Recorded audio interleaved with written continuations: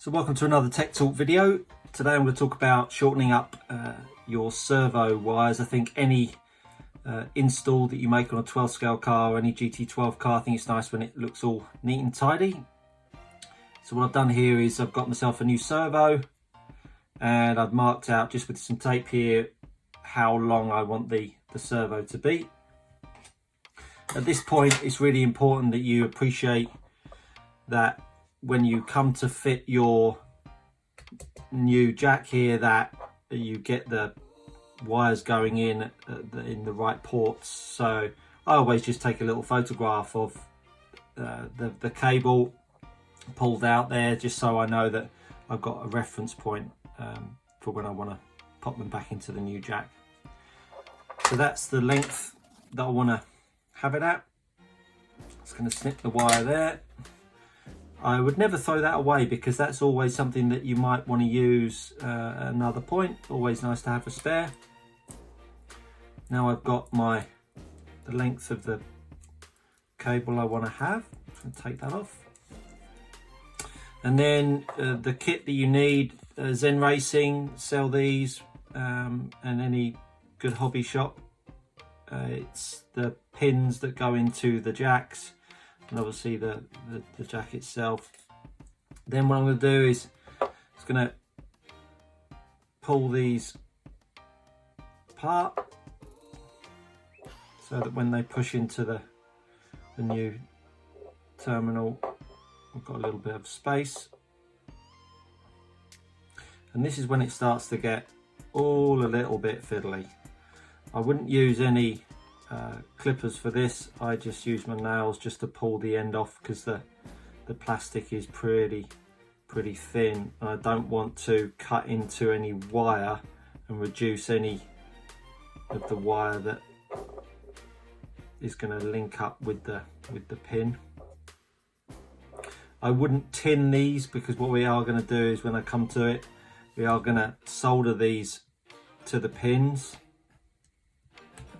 But because again they're so thin, I don't tend to tin them.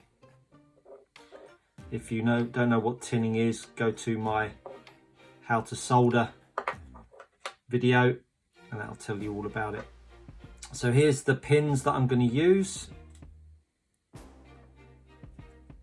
Pull those off there, get them ready.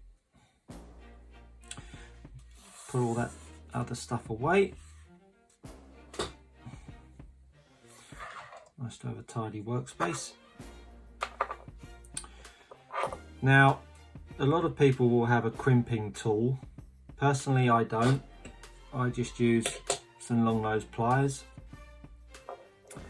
And the more you do this, the better you'll get at it. And I'm certainly not professing to be excellent at it, but I think I can do it quite well. And if you want to practice at it, just get a piece of wire, get some of these and practice away.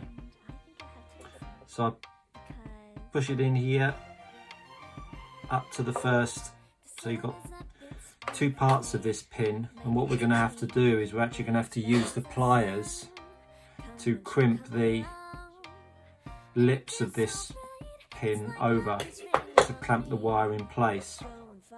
So what I do is I push it in and I have a little bit of the rubber lead, plastic lead pushed in, and then I get my nail and hold it in there. And then at that point,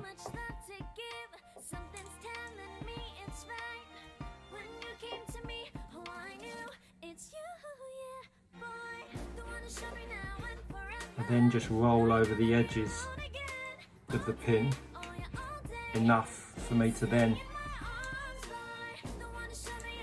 use the nose of the pliers to crimp them. Then for the other part, I just squeeze them to hold the plastic in place again, or the lead in place, and then just use the nose of the pliers to crimp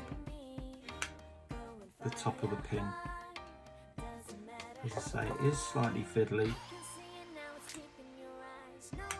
but the more you practice it, the luckier you get.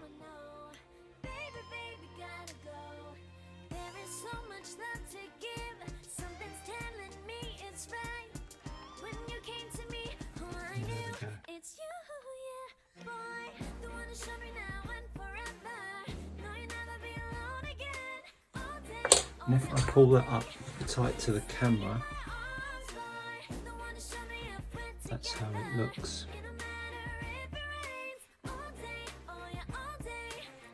So I'm just going to dab a hair of solder in there.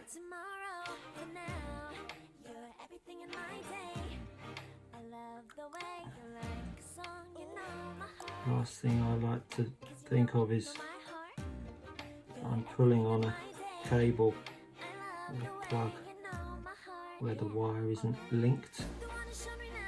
As I say, just a dab, don't need too much. Right. And if you have the soldering iron too hot, it will melt the cable. So just be careful. I had that at 350. Good, that's done. So, because I know that I had the right orientation of the plugs, now we're going to get the plugs lined up here.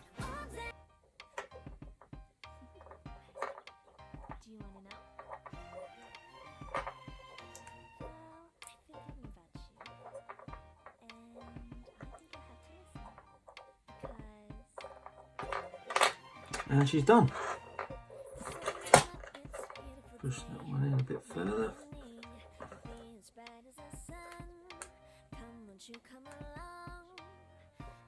Very good. Perfect. And there you are. It's a shortened servo lead. It's fairly simple. Hope that helps. Click and like the link, and hopefully you'll subscribe, because we're going to bring you lots more stuff that can help you improve your RC racing. Thanks so much, and we'll see you all next time.